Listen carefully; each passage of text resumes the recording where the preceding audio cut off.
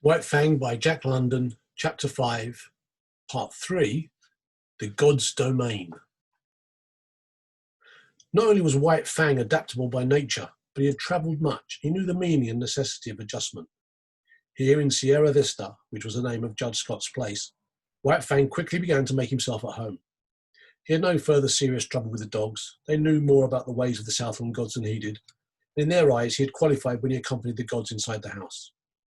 Wolf that he was, and unprecedented as it was, the gods had sanctioned his presence, and they, the dogs of the gods, could only recognise this sanction. Dick, perforce, had to go through a few stiff formalities at first, after which he calmly accepted White Fang as an addition to the premises. Had Dick had his way, they would have been good friends, but White Fang was averse to friendship. All he asked of other dogs was to be left alone.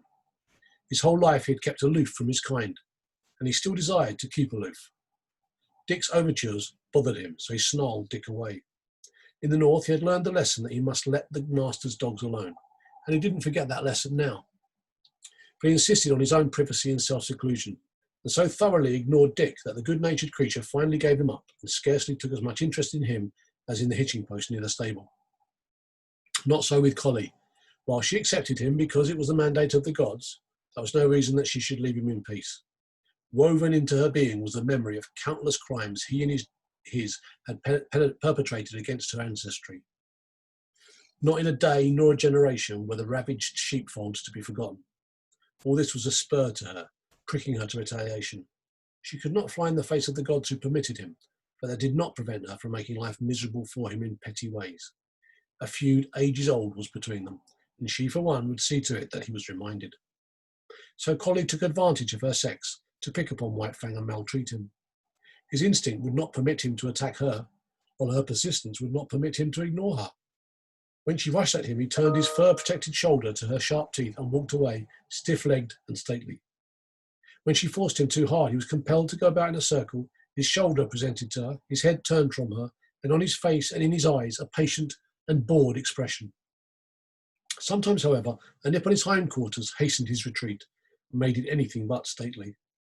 But as a rule, he managed to maintain a dignity that was almost solemnity. He ignored her existence whenever it was possible and made it a point to keep out of her way. When he saw or heard her coming, he got up and walked off. There was much in other matters for White Fang to learn.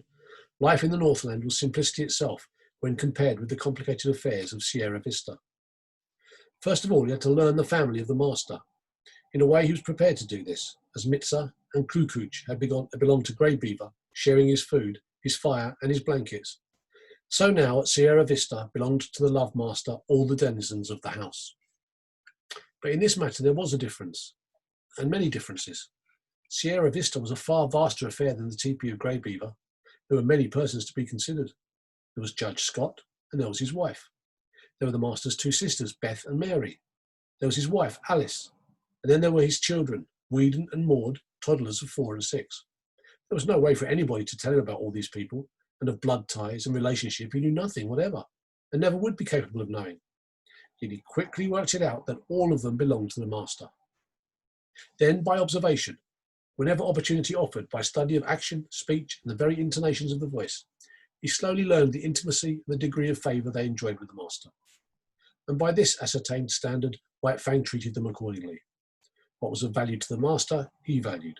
What was dear to the master was to be cherished by White Fang and guarded carefully. Thus it was with the two children. All his life he had disliked children. He hated and feared their hands. The lessons were not tender that he had learned of their tyranny and cruelty in the days of the Indian villages. When Whedon and Maud had first approached him, he growled warningly and looked malignant.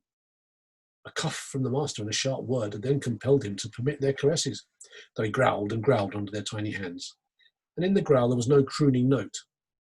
Later, he observed that the boy and the girl were of great value in the master's eyes. Then it was that no cuff or sharp word was necessary before they could pat him. Yet White Fang was never effusively affectionate. He yielded to the master's children with an ill but honest grace, and endured their fooling as one would endure a painful operation. When he could no longer endure, he would get up and stalk determinedly away from them. But after a time, he grew even to like the children. Still, he wasn't demonstrative. He would not go up to them. On the other hand, instead of walking away at sight of them, he waited for them to come to him.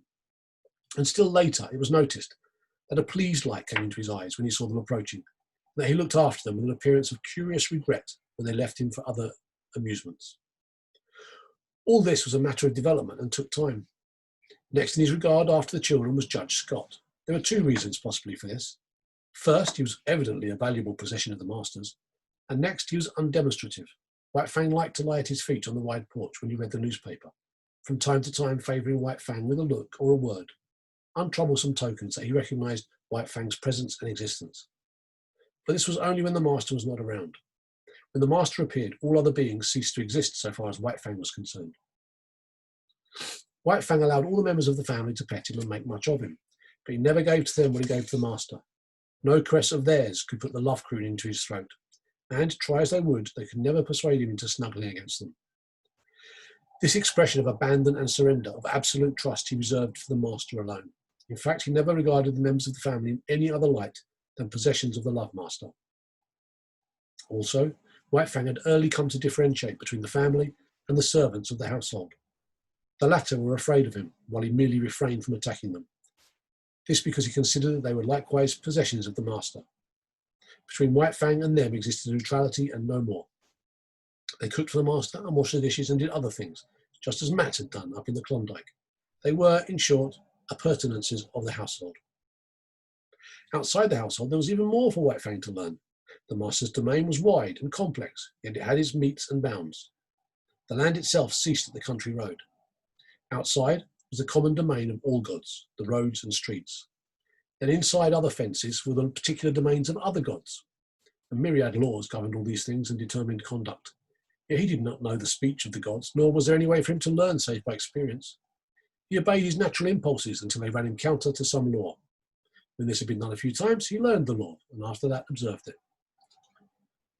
But most potent in his education was the cuff of the master's hand, the censure of the master's voice. Because of White Fang's very great love, a cuff from the master hurt him far more than any beating Grey Beaver or Beauty Smith had ever given him. They had hurt only the flesh of him. Beneath the flesh, the spirit had still raged, splendid and invincible. But with the master, the cuff was always too light to hurt the flesh.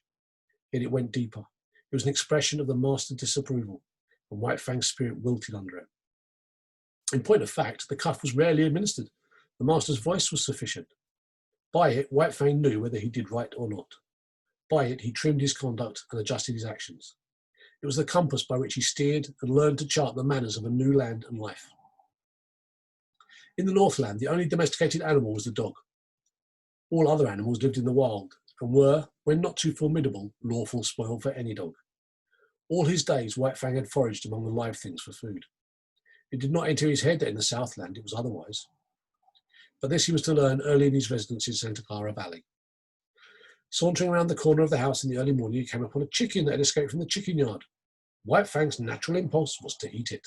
A couple of bounds, a flash of teeth and a frightened squawk, and he had scooped in the adventurous fowl. It was farm bred and fat and tender, and White Fang licked his chops and decided that such fare was good. Later in the day, he chanced upon another stray chicken near the stables. One of the grooms ran to the rescue. He did not know White Fang's breed, so for weapon he took a light buggy whip. At the first cut of the whip, White Fang left the chicken for the man. A club might have stopped White Fang, but not a whip. Silently, without flinching, it took a second cut in his forward thrush. And as he leapt for the throat, the groom cried out, "My God!" and staggered backward. He dropped the whip and shielded his throat with his arms. In consequence, his forearm was ripped open to the bone. The man was badly frightened. It was not so much White Fang's ferocity as it was his silence that unnerved the groom. Still protecting his throat and face with his torn and bleeding arm, he tried to retreat to the barn. And it would have gone hard with him had not Collie appeared on the scene. As she had saved Dick's life, she now saved the groom's. She rushed upon White Fang in frenzied wrath. She'd been right. She'd known better than the blundering gods. All her suspicions were justified. Here was the ancient marauder up to his old tricks again. The groom escaped into the stables, and White Fang backed away before Collie's wicked teeth, or presented his shoulder to them and circled round and round. But Collie did not give over, as was her wont, after a decent interval of chastisement.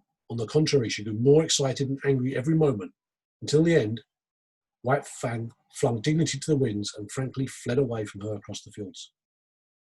"He'll learn to leave chickens alone," the master said, "but I can't give him the lesson until I catch him in the act." 2 nights later came the act, but on a more generous scale than the master had anticipated. White Fang had observed closely the chicken yards and the habits of the chickens. In the night time, after they had gone to roost, he climbed to the top of a pile of newly hauled lumber.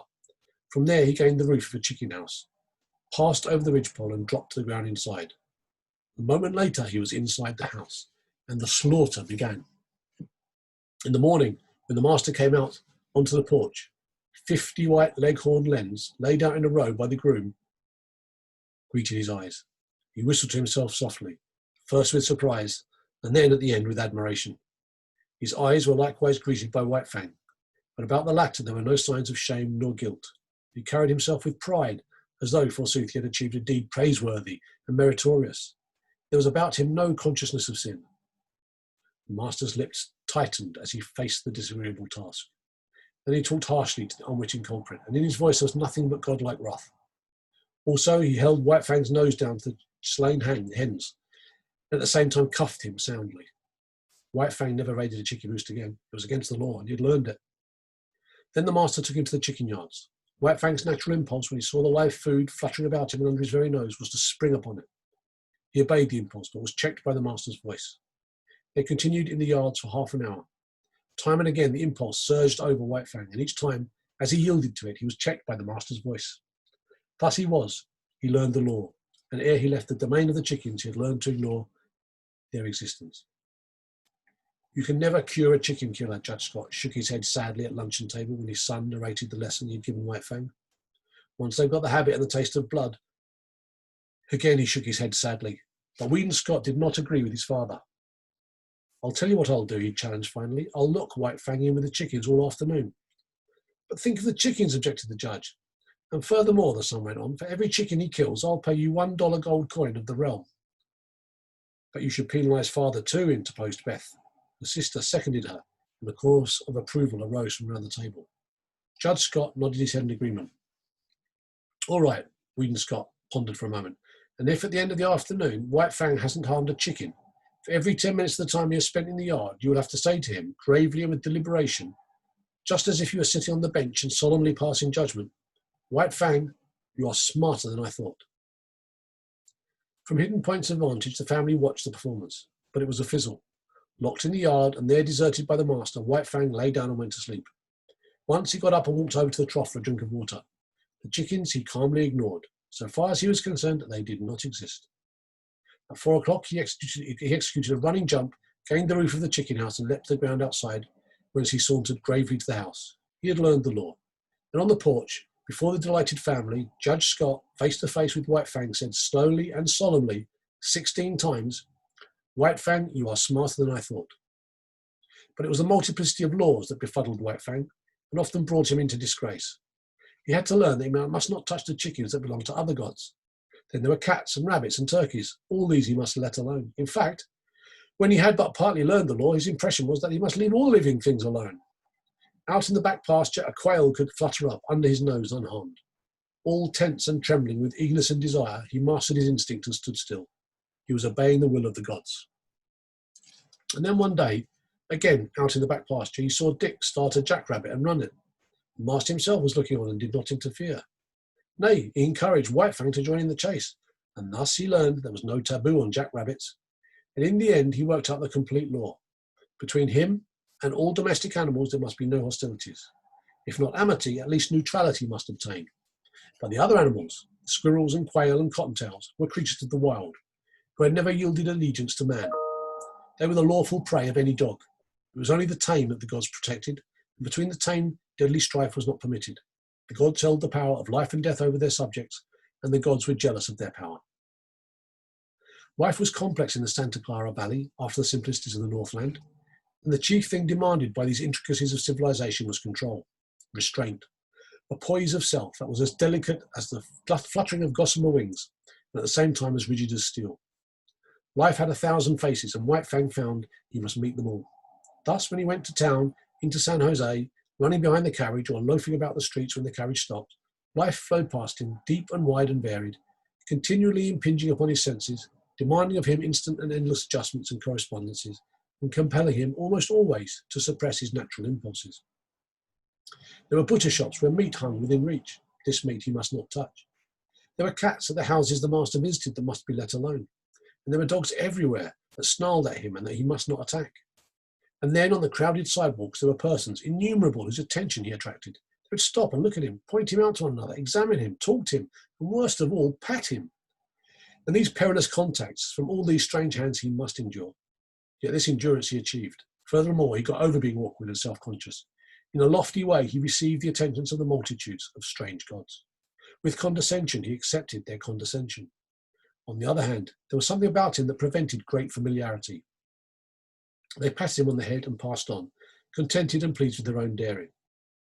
But it wasn't all easy for White Fang. Running behind the carriage in the outskirts of San Jose, he encountered certain small boys who made a practice of flinging stones at him. Yet he knew that it was not permitted to pursue them and drag them down. Here he was compelled to violate his instinct of self-preservation.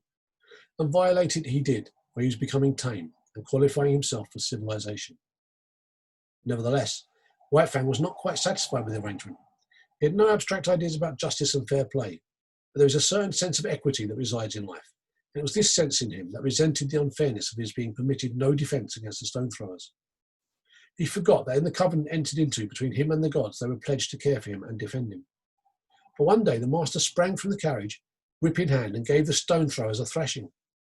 After that, they threw stones no more, and White Fang understood and was satisfied. One other experience of similar nature was his. On the way to town, hanging around the saloon at the crossroads, were 3 dogs that made a practice of rushing out upon him when he went by. Knowing his deadly method of fighting, the master had never ceased impressing upon White Fang the law that he must not fight. As a result, having learned the lesson well, White Fang was hard put whenever he passed a crossroads salon. After the first rush, each time he snarled kept the 3 dogs at a distance, but they trailed along behind, yelping and bickering and insulting him. This endured for some time. The men at the saloon even urged the dogs on to attack White Fang. One day they openly sicked the dogs on him. The master stopped the carriage. "Go to it," he said to White Fang.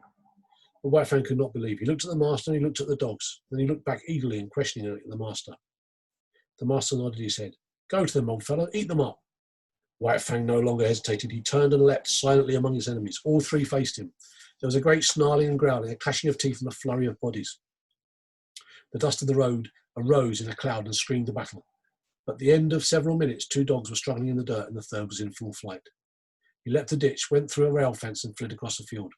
White Fang followed, sliding over the ground in wolf fashion and with wolf speed, swiftly and without noise, and in the centre of the field he dragged down and slew the dog. With this triple killing, his main troubles with dogs ceased. The word went up and down the valley, and men saw to it that their dogs did not molest the fighting wolf.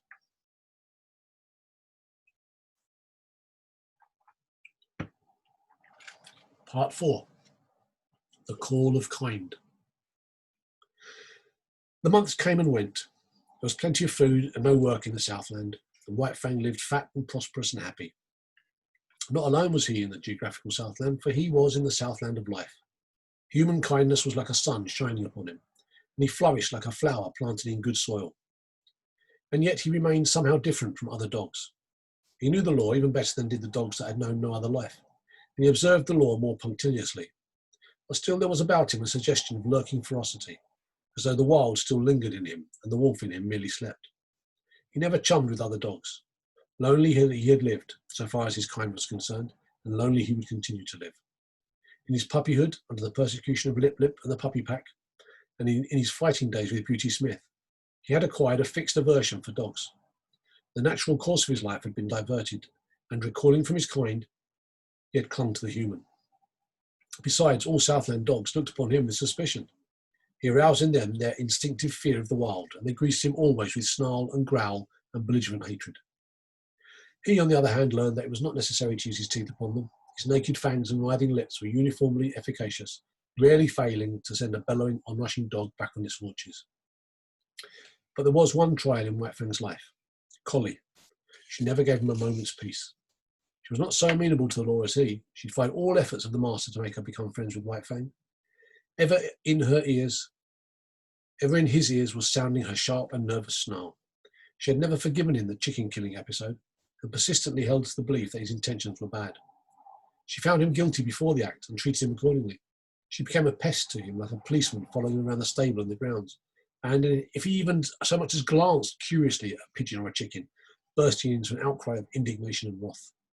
His favourite way of ignoring her was to lie down with his head on his forepaws and pretend to sleep. This always dumbfounded and silenced her. With the exception of Collie, all things went well with White Fang. He had learned control and poise, and he knew the law. He achieved a staidness and calmness and philosophic tolerance. He no longer lived in a hostile environment. Danger and hurt and death did not lurk everywhere about him. In time, the unknown, as a thing of terror and menace ever impending, faded away. Life was soft and easy. It flowed along smoothly, and neither fear nor foe lurked by the way. He missed the snow without being aware of it. An unduly long summer would have been his thought had he thought about it. As it was, he merely missed the snow in a vague, subconscious way. In the same fashion, especially in the heat of summer, when he suffered from the sun, he experienced faint longings for the Northland. Their only effect upon him, however, was to make him uneasy and restless without his knowing what was the matter. White Fang had never been very demonstrative. Beyond his snuggling and the throwing of a crooning note into his love growl, he had no way of expressing his love. Yet it was given him to discover a third way. He had always been susceptible to the laughter of the gods. Laughter had affected him with madness, made him frantic with rage. But he did not have it in him to be angry with the love master. When that god elected to laugh at him in a good-natured, bantering way, he was nonplussed. He could feel the pricking and stinging of the old anger as it strove to rise up in him, but it strove against love. He couldn't be angry, yet he had to do something. At first he was dignified, and the master laughed the harder. Then he tried to be more dignified, and the master laughed harder than before. In the end, the master laughed him out of his dignity. His jaws slightly parted, his lips lifted a little, and a quizzical expression that was more love than humour came into his eyes. He had learned to laugh. Likewise, he learned to romp with the master, to be tumbled down and rolled over and be the victim of innumerable rough tricks. In return, he feigned anger, bristling and growling ferociously and clipping his teeth together in snaps that had all the seeming to be deadly intentioned. He never forgot himself. Those snaps were always delivered on the empty air. At the end of such a romp, when blow and cuff and snap, snarl were fast and furious, they would break off suddenly and stand several feet apart, glaring at each other. And then, just as suddenly, like the sun rising on a stormy sea, they would begin to laugh. This would always culminate with the master's arms going around White Fang's neck and shoulders while the latter crooned and growled his love song. But nobody else ever romped with White Fang. He did not permit it. He stood on his dignity. And when they attempted it, his warning snarl and bristling mane were anything but playful. That he allowed the master these liberties was no reason that he should be a common dog, loving here and loving there, everybody's property for a romp and a good time. He loved with single heart and refused to cheapen himself or his love. The master went out on horseback a great deal, and to accompany him was one of White Fang's chief duties in life. In the Northland, he had evidenced his fealty by toiling in the harness, but there were no sleds in the Southland, nor did dogs pack burdens on their backs. So he rendered fealty in the new way by running with the master's horse. The longest day never played White Fang out. His was the gait of the wolf, smooth, tireless, and effortless. At the end of 50 miles, he would come in jauntily ahead of the horse. It was in connection with the riding that White Fang achieved one other mode of expression, remarkable in that he did it but twice in all his life. The first time occurred when the master was trying to teach a spirited thoroughbred the method of opening and closing gates without the riders dismounting. Time and again, and many times, he ranged the horse up to the gate in the effort to close it, and each time the horse became frightened, and backed and plunged away. He grew more nervous and excited every moment. When it reared, the master put the spurs to it and made it drop its forelegs back to earth, whereupon it would begin kicking its hind legs. White Fang watched the performance with increasing anxiety until he contained himself no longer, when he sprang in front of the horse and barked savagely and warningly. Though he often tried to bark thereafter, and the master encouraged him, he succeeded only once, and then it was not in the master's presence. A scamper across the pasture, a jackrabbit rising suddenly under the horse's feet, a violent shear, a stumble, a fall to earth, and a broken leg for the master was the cause of it. White Fang sprang in a rage at the throat of the offending horse, but was checked by the master's voice. Home, go home, the master commanded when he had ascertained his injury. White Fang was disinclined to desert him. The master thought of writing a note, but searched his pockets vainly for pencil and paper. Again, he commanded White Fang to go home. The latter regarded him wistfully, started away, then returned and whined softly. The master talked to him gently but seriously, and he cocked his ears and listened with painful intentness. That's all right, old fellow. Just run along home, ran the talk. Go on home and tell them what's happened to me. Home with you, you wolf. Get home. White Fang knew the meaning of home, and though he did not understand the remainder of the master's language, he knew it was his will that he should go home. He turned and trotted reluctantly away. Then he stopped, undecided, and looked back over his shoulder. Go home, came the sharp command, and this time he obeyed. The family was on the porch, taking the cool of the afternoon when White Fang arrived. He came in among them, panting, covered with dust. "Whedon's back," Whedon's mother announced. The children welcomed White Fang with glad cries and ran to meet him. He avoided them and passed down the porch, but they cornered him against the rocking chair and the railing. He growled and tried to push by them. Their mother looked apprehensively in their direction.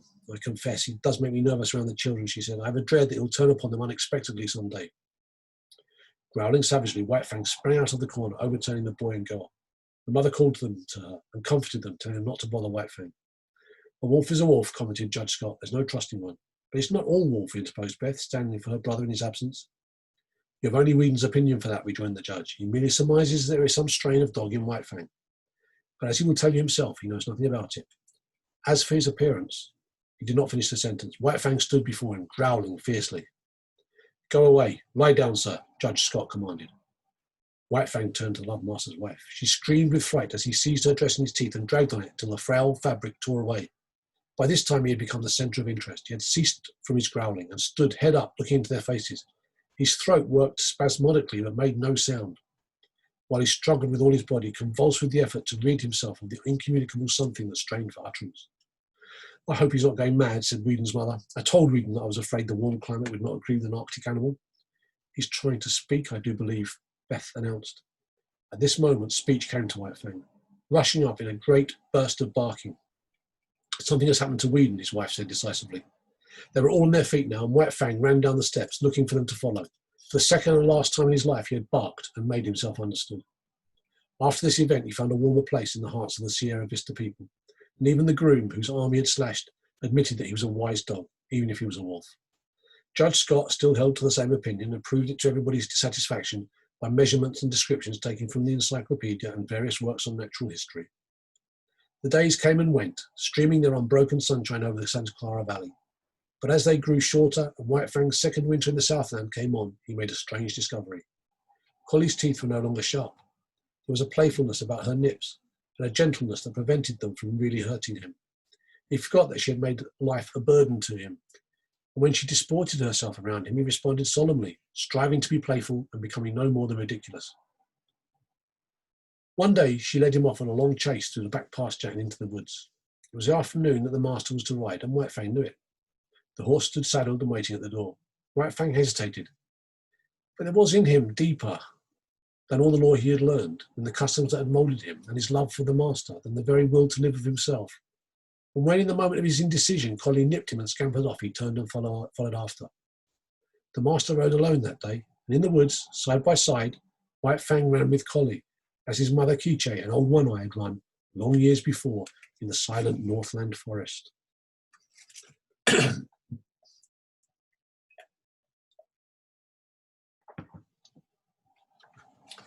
Part 5, The Sleeping Wolf. It was about this time that the newspapers were full of the daring escape of a convict from San Quentin prison. He was a ferocious man. He had been ill-made in the making. He had not been born right, and he had not been helped any by the moulding he had received at the hands of society. The hands of society are harsh, and this man was a striking sample of its handiwork. He was a beast, a human beast, it is true, but nevertheless so terrible a beast that he can best be characterized as carnivorous. In San Quentin prison, he had proved incorrigible. Punishment failed to break his spirit. He could die dumb mad and fighting to the last, but he could not live and be beaten. The more fiercely he fought, the more harshly society handled him, and the only effect of harshness was to make him fiercer. Straitjackets, starvation, and beatings and clubbings were the wrong treatment for Jim Hall, but it was the treatment he received. It was the treatment he had received from the time he was a little Pulby boy in a San Francisco slum. Soft clay in the hands of society and ready to be formed into something. It was during Jim Hall's third term in prison that he encountered a guard that was almost as great a beast as he. The guard treated him unfairly, lied about him to the warden, lost him his credits, persecuted him. The difference between them was that the guard carried a bunch of keys and a revolver. Jim Hall had only his naked hands and his teeth. But he sprang upon the guard one day and used his teeth on the other's throat, just like any jungle animal. After this, Jim Hall went to live in the incorrigible cell. He lived there 3 years. The cell was of iron, the floor, the walls, the roof. He never left his cell. He never saw the sky nor the sunshine. Day was a twilight and night was a black silence. He was in an iron tomb, buried alive. He saw no human face, spoke to no human thing. When his food was shoved into him, he growled like a wild animal. He hated all things. For days and nights he bellowed his rage at the universe. For weeks and months he never made a sound, in the black silence eating his very soul. He was a man and a monstrosity, as fearful a thing of fear as ever gibbered in the visions of a maddened brain. And then, one night he escaped. The warden said it was impossible, but nevertheless the cell was empty. And half in, half out of it lay the body of a dead guard. 2 other dead guards marked his trail through the prison to the outer walls, and he had killed with his hands to avoid noise. He was armed with the weapons of the slain guards, a live arsenal that fled through the hills pursued by the organised might of society. A heavy price of gold was upon his head. Avaricious farmers hunted him with shotguns. His blood might pay off a mortgage or send a son to college. Public-spirited citizens took down their rifles and went out after him. A pack of bloodhounds followed the way of his bleeding feet, and the sleuth-hounds of the law, the paid fighting animals of society, with telephone and telegraph and special train, clung to his trail night and day. Sometimes they came upon him, and men faced him like heroes, or stampeded through barbed wire fences, to the delight of the Commonwealth reading the account at the breakfast table. It was after such encounters that the dead and wounded were carted back to the towns, and their places filled by men eager for the manhunt. And then Jim Hall disappeared. The bloodhounds vainly quested on the lost trail. Inoffensive ranchers in remote valleys were held up by armed men and compelled to identify themselves, while the remains of Jim Hall were discovered on a dozen mountainsides by greedy claimants for blood money. In the meantime, the newspapers were read at Sierra Vista, not so much with interest as with anxiety. The women were afraid. Judge Scott pooh-poohed and laughed, but not with reason, for it was his last days on the bench that Jim Hall had stood before him and received sentence. And in open courtroom, before all men, Jim Hall had proclaimed that the day would come when he would wreak vengeance on the judge that sentenced him. For once, Jim Hall was right. He was innocent of the crime for which he was sentenced. It was a case, in the parlance of thieves and police, of railroading. Jim Hall was being railroaded to prison for a crime he did not commit. Because of the 2 prior convictions against him, Judge Scott imposed upon him a sentence of 50 years. Judge Scott did not know all things, and he did not know that he was party to a police conspiracy, that the evidence was hatched and perjured, and that Jim Hall was guiltless of the crime charged. And Jim Hall, on the other hand, did not know that Judge Scott was merely ignorant. Jim Hall believed that the judge knew all about it, and was hand in glove with the police in the perpetration of the monstrous injustice. So it was when the doom of 50 years of living death was uttered by Judge Scott, that Jim Hall, hating all things in the society that misused him, rose up and raged in the courtroom until dragged down by half a dozen of his blue-coated enemies. To him, Judge Scott was the keystone in the arch of injustice, and upon Judge Scott he emptied the vials of his wrath, and hurled the threats of his vengeance yet to come. Then Jim Hall went to his living death, and escaped. Of all this, White Fang knew nothing, but between him and Alice, the master's wife, there existed a secret. Each night after Sierra Vista had gone to bed, she rose and let in White Fang to sleep in the big hall. Now, White Fang was not a house dog, nor was he permitted to sleep in the house. So each morning, early, she slipped down and let him out before the family was awake. On one such night, while all the house slept, White Fang awoke and lay very quietly. And very quietly he smelled the air and read the message it bore of a strange god's presence. And to his ears came sounds of the strange god's movements. White Fang burst into no furious outcry. It was not his way. The strange god walked softly, and more softly walked White Fang, for he had no clothes to rub against the flesh of his body. He followed silently. In the wild, he had hunted live meat that was infinitely timid, and he knew the advantage of surprise. The strange god paused at the foot of the great staircase and listened, and White Fang was as dead. So without movement was he as he watched and waited.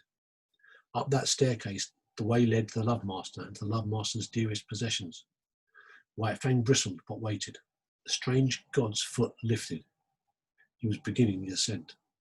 Then it was that White Fang struck. He gave no warning, with no snarl anticipating his own action. Into the air he lifted his body in the spring that landed him on the strange god's back. White Fang clung with his forepaws to the man's shoulders, at the same time burying his fangs into the back of the man's neck. He clung on for a moment, long enough to drag the god over backward. Together they crashed to the floor. White Fang leapt clear, and as the man struggled to rise, was in again with the slashing fangs. Sierra Vista awoke in alarm. The noise from downstairs was that of a score of battling fiends. There were revolver shots. A man's voice screamed, once in horror and anguish. There was a great snarling and growling, and overall arose a smashing and crashing of furniture and glass. But almost as quickly as it had arisen, the commotion died away. The struggle had not lasted more than 3 minutes. The frightened household clustered at the top of the stairway. From below, as from out of an abyss of blackness, came up a gurgling sound, as of air bubbling through water. Sometimes this gurgle became sibilant, almost a whistle. But this time, too, quickly died down and ceased. Then naught came up out of the blackness, save a heavy panting of some creature struggling sorely for air. Weed and Scott pressed the button, and the staircase and downstairs hall were flooded with light. And he and Judge Scott, revolvers in hand, cautiously descended.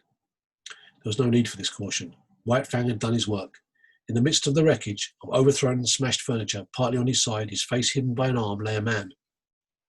Weed and Scott bent over, removed the arm, and turned the man's face upward. A gaping throat explained the manner of his death.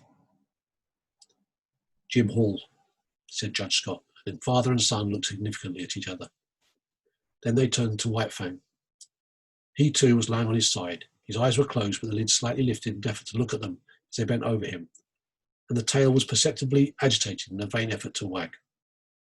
Weed and Scott patted him, and his throat rumbled an acknowledging growl. It was a weak growl at best, and it quickly ceased. His eyelids drooped and went shut, and his whole body seemed to relax and flatten out upon the floor. "He's all in, poor devil," muttered the master. "We'll see about that," asserted the judge, as he started for the telephone. "Frankly, he has 1 chance in 1,000, announced the surgeon after he'd worked an hour and a half on White Fang.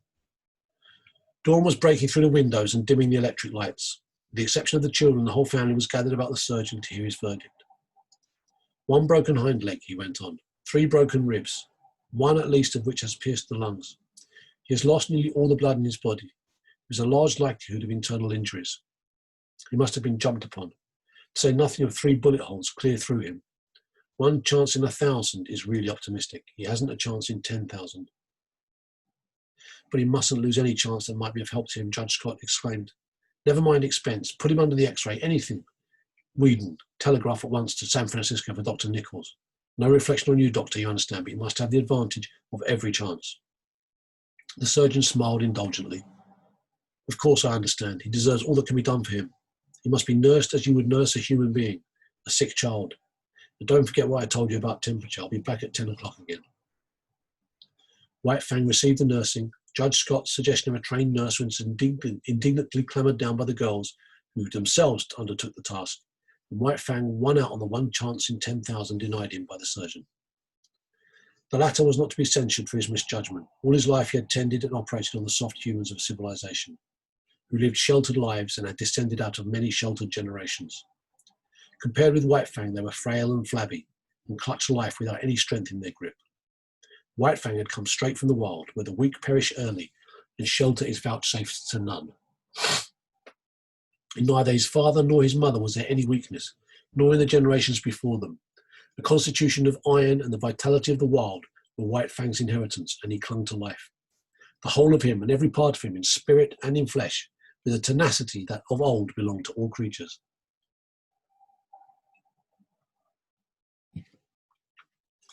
Bound down a prisoner, denied even movement by the plaster casts and bandages, White Fang lingered out the weeks.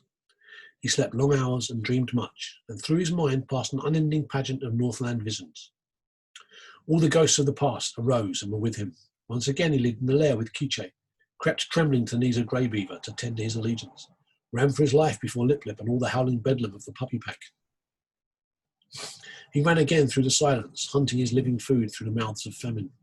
And again he ran at the head of the team, the gut whips of Mitzar and Grey Beaver snapping behind, their voices crying, "Rah, rah," when they came to a narrow passage, and the team closed together like a fan to go through. He lived again all his days with Beauty Smith and the fights he had fought. At such times he whimpered and snarled in his sleep.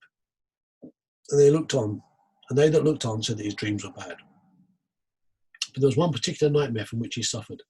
The clanging monsters of electric cars that were to him colossal screaming lynxes.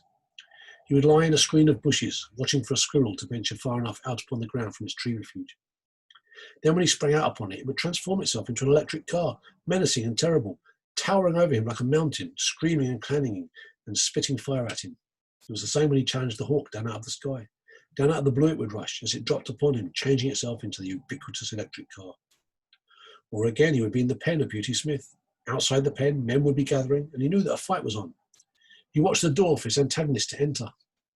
The door would open, and thrust in upon him would come the electric car.